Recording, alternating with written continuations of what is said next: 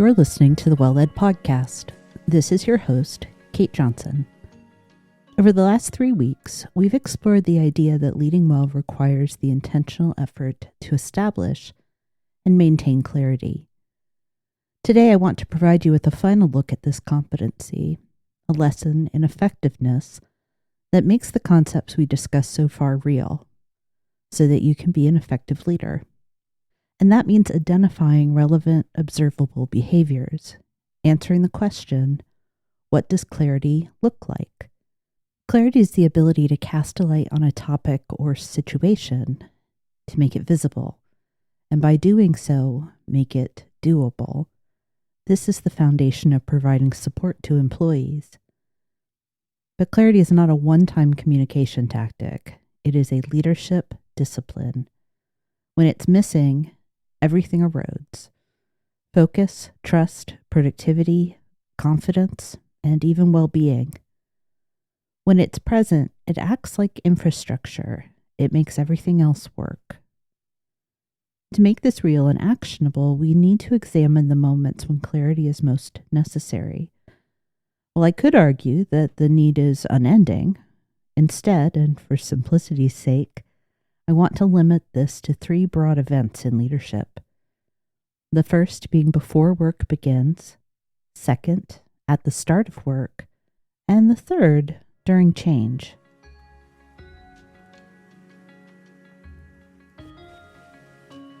Even before work begins, leaders have to lay a foundation for their team. This pre-work looks like thinking through and defining 3 critical areas: purpose, communication, and relationships. Without making time for this effort, your team will be left to interpret priorities on their own, which leads to misalignment, inefficiency, and frustration. Clarity of purpose answers what we are trying to do and why. Clarity of communication ensures expectations are consistent, understandable, and credible.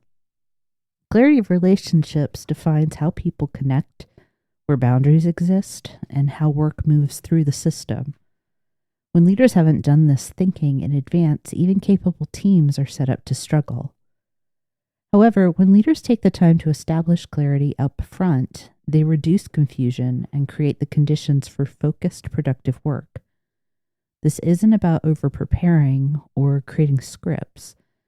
It's about doing the necessary thinking so that what you say is grounded and useful. Clear purpose guides decisions. Clear communication builds trust. And clear relationships enable coordination. Yes, this is an investment in time. And without it, you will eventually spend the time and more retracing your steps and correcting for that misalignment. Clarity must be a proactive discipline rather than a reactive fix, because it ensures when work begins, direction is already established, expectations are shared, and people can move forward with confidence instead of hesitation. So our takeaways here? Clarity starts with better thinking. Leaders must define their purpose, the team's purpose, and how their work connects to the larger organization. Remember, if it's fuzzy upstream, everything downstream is noise. And if clarity requires better thinking, that means leadership requires scheduled thinking, not just doing. Well, this is a practical shift many leaders resist. They need to recognize that individual contributors, they execute, while creating clarity requires thought work. Without this, leaders stay reactive and, frankly, never actually lead. Last, maintaining clarity depends on consistently and repeatedly spotlighting purpose. Even in mission-driven environments, people don't always automatically connect their work to purpose. So leaders need to link tasks, the team and its work, and the organization all together to make purpose visible and specific.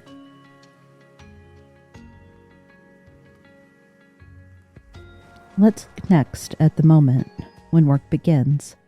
In other words, expectation setting. In this month's Other Voices installment, we examined 3 high-risk failure points associated with this moment. If no expectations are set, or if expectations change and there's no explanation or communication, and when multiple leaders give different direction. It's unfortunate, but too many leaders forego the necessary steps to clearly set and manage expectations. And it's really unfortunate because the steps are remarkably simple. You can set the clearest of expectations by answering the question, who does what by when? This one question contains every element of a great expectation. It is endlessly adaptable and scalable. Orienting a new employee, assigning employees to a long-term project, sharing daily assignments and tasks. Who does what by when can cover every eventuality. Applying the same question and sharing the answer when priorities shift can reduce the risk of delays, rework, and uncertainty. It is also a tool to navigate those moments when multiple leaders have a stake in an initiative. If those leaders in a matrixed relationship ask the who, what, when question for themselves together, they can avoid communicating conflicting expectations. You have to acknowledge here that how a leader approaches the moment when work begins matters for more than performance or productivity. It can have direct implications for employee well-being. Your attention to clarity at the start of work is as much a component of the employee experience as pay or other work conditions. When you practice this skill, you can remove or reduce a significant potential source of stress. And given how many stressors the average person carries, this type of direct support can only amplify a demonstration of care. I also want to highlight an added benefit of clear expectations for the leader, for you. When you are clear as work begins, what I think of as front-loading your effort, you can look forward to fewer questions, less need for your ongoing oversight, and avoiding the specter of micromanagement. This is not a set it and forget it situation. Instead, it represents your choice to lead with clarity and trust. Now let's tease out some takeaways from this. Expectations are the best byproduct of clarity. Most breakdowns come back to unclear, shifting, conflicting, or even non-existent expectations. These can create what we've called swirl in the form of rework, hesitation, second guessing, and even emotional drag that lingers beyond the project. Role clarity unlocks performance and reduces friction. When people know what they own, what others own, what is shared, well, then you get faster decisions, less duplication, and less quiet resentment. Clarity directly impacts output, yes, but it can also shape energy.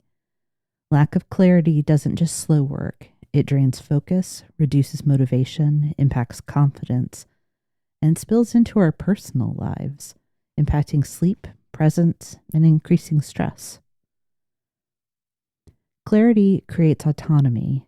It doesn't restrict it. Clarity is not micromanagement. Done well, it defines boundaries, clarifies expectations, and gives people freedom within a structure. Without clarity, autonomy just turns into guesswork. Clarity plays a critical role during times of change.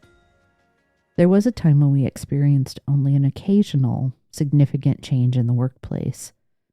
This is no longer the case. Change is now an ever-present feature of work, which means leaders must master clarity if they hope to successfully navigate disruption and ambiguity, the hallmarks of change. Purpose, communication, and relationships. These serve as a blueprint for clarity during change. Part of what makes leading change so challenging is the need to weave these facets together to craft and deliver clear, consistent messages.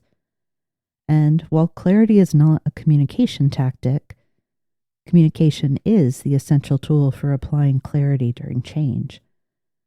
When we lead a team through change, understanding and being able to share its purpose is vital. as is assessing the ongoing implications for relationships and connections. You want to be able to communicate the underlying purpose for a change in the most straightforward way possible that takes evolving relationships into account. Let's look at a few examples. Why is this policy changing? Well, we're updating the policy to reflect recent changes in the ordering system. Why do you want to change the schedule? I'm making these changes after we finished reviewing last year's sales and identified shifts in our peak hours. The change will mean more people working when we typically have more customers. Why is the company closing that department? Well, right now, I can tell you that the COO and CFO have done a deep dive into every department's productivity, and they're working with our division heads to balance workloads and revenue. When I know more, I will share more with you. Until then, please keep asking questions. These examples demonstrate varying, even increasing levels of complexity. Something along the lines of a simple policy change will typically have a simple rationale, and clarity still matters, but it'll be easy to attain. As the change and the reasons for it become more involved and have greater impact on people, your need for clarity about the purpose behind the change becomes proportionately more vital. How do you go about gaining clarity here? Well, ask and advocate for the information. Use the resources your organization supplies. Read, study, and confirm your own understanding. Don't wing it. Don't deflect. Avoid deferring. And when you don't have all the information, you can still be clear about the fact that you are still learning what your team needs to know. This type of evolving understanding and honesty, it is also clarity. During change, remember these key lessons. Communication alone doesn't guarantee clarity. Clear communication is organized, relevant, and multi-directional. Good leaders filter, sequence, and translate information, not just share it. Clarity isn't about goals. It's about how work happens. This includes continuously establishing and reestablishing communication, collaboration expectations, decision channels, and psychological safety behaviors, which is important because psychological safety depends upon clarity. People won't ask for it unless they feel permitted to and they believe it's expected.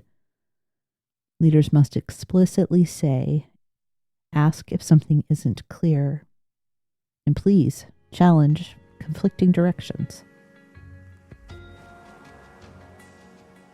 If you wish to apply these lessons as soon as tomorrow, I have 3 actionable, super simple practices that will take minimal time while having great impact. The toolkit to support leadership clarity will include these practices, as well as a short list of other options, and it will be available in early May. Visit the show notes for a link to request the latest free toolkit and subscribe to receive future resources automatically. Practice number 1 is to define and repeat purpose. Write your answers out to the questions, what is my role as a leader? What is this team here to do? And how does this connect to the organization? Then say it often. Talk about it. Do this more than feels necessary. Practice number 2, give context with every assignment. So instead of do this by Friday, say why it matters, why they were chosen to do the work, and how it connects to the bigger picture. It's simple and, unfortunately, almost never done consistently. And the third practice, reset expectations. Don't assume them. At the start of work, define success clearly. When things change, explain why explicitly. And when multiple leaders exist and have a say, align before speaking. You can never go wrong with the starting point of knowing your purpose, why you are here in this role trying to lead. Personally, I think leadership is at its best when it's understood to have the purpose of supporting employees to be and do their best. That being said, whatever you believe your leadership purpose to be, what truly matters is to have the words for it and to talk about it in those terms as much as you can.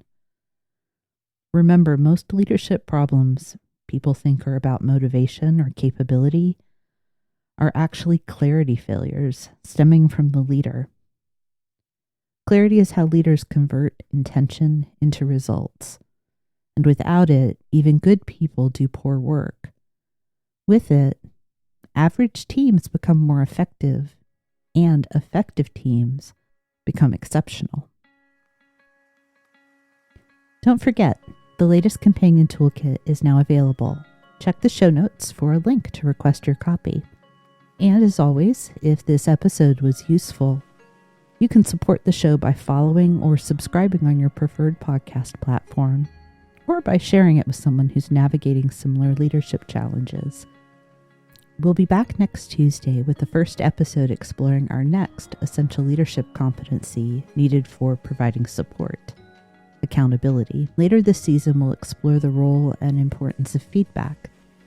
If you want updates on episodes, resources, and upcoming offerings from 123 Limited, you can join the newsletter at any time. And before we wrap up, I want to share a quick note about Paper, the learning experience I'm currently launching. Paper is a practical analog method for personal effectiveness. Instead of relying on pre-designed planners or productivity apps, it teaches you how to create a simple handwritten system that helps you think clearly about your priorities, responsibilities, and goals. In a world full of tools promising organization, Paper focuses on something more important: effectiveness. Connecting what you do each day to the results that matter most. If clarity about your work and priorities is something you're looking for, you can learn more in the show notes. Thanks again for listening.